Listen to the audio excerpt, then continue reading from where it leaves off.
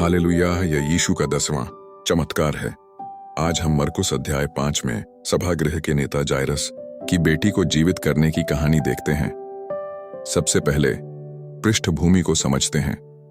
जायरस केवल एक पिता नहीं था, वह उस क्षेत्र का सभागृह नेता था, यहूदी समाज में सबसे सम्मानित धार्मिक नेताओं में से एक। उसका अपनी प्रतिष्ठा और सम्मान को छोड़कर यीशु के पैरों पर गिरना दिखाता है कि स्थिति कितनी गंभीर थी और वह यीशु पर वास्तव में विश्वास करता था।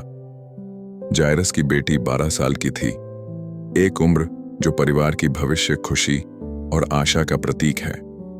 जब वह मरने की कगार पर थी, जायरस यीशु के पास दौड़कर गया और उससे अपनी बच्ची को बचाने की विनती की।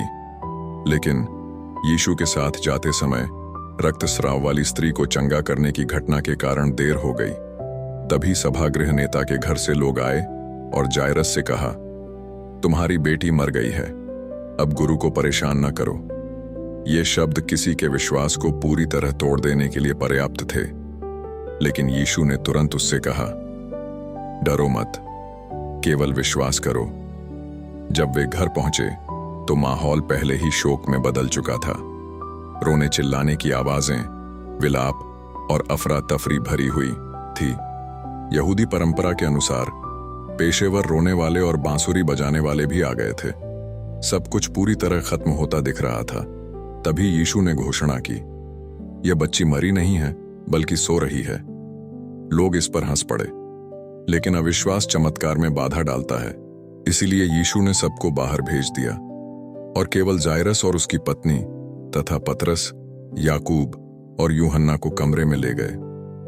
फिर यीशु ने लड़की का हाथ पकड़कर अरामी भाषा में कहा, तलीथा कूम, हे बच्ची, उठ जा। उसी क्षण मृत्यु दूर हो गई और लड़की तुरंत उठकर चलने लगी। निराशा खुशी में बदल गई, आंसू हंसी में बदल गए। और यह चमत्कार आज भी हमसे कहता है, जब सब कुछ खत्म हुआ सा लगता है, जब स्थिति बिल्कुल मृत जैसी दिखती है, तभी प्रभु कहते हैं, डरो मत, केवल विश्वास करो। और आज भी वह हमारी आत्मा से कह रहे हैं, उठ जाओ। जहां भी यीशु का हाथ छूता है, मृत्यु जीवन में बदल जाती है। मैं प्रार्थना करता हूं कि आज वही हाथ आपके जीवन पर भी हो। आमीन।